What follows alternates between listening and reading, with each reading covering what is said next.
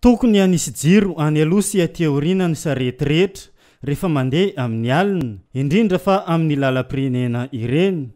Efa maro ny fitarainana voarainy gendarmerie-pirenena makasika izany rehetra izany, ary efa nisy ihany koa ny lozam-pifamoivoizana teny amin'ny lalam-pirenena ireny. Arak'izany, manentana ny mpampiasa sarety rehetra ny gendarmerie-pirenena avy eto Mahajanga mba anaraka itoro-hevitra izay omena io.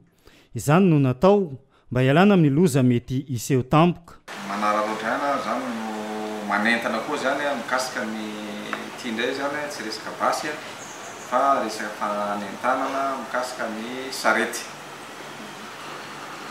Vakansy ny andro zany maro ny tômôbila mivezivezy aty amintsika miditra aty Mahajanga, dia maro koa zany ny fitarainana azonay mikasika ny sarety io.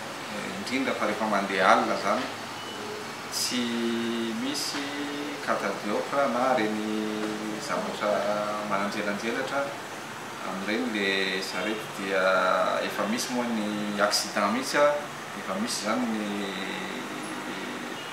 fitarainana maro sambihafa ka manentana zany izahay alohan'ny handraisanay fepetra zany, dia manentana n'ireny olona manana sarety ireny mba asiana catadiopre zany na le zavatra manjelatra ahafantarana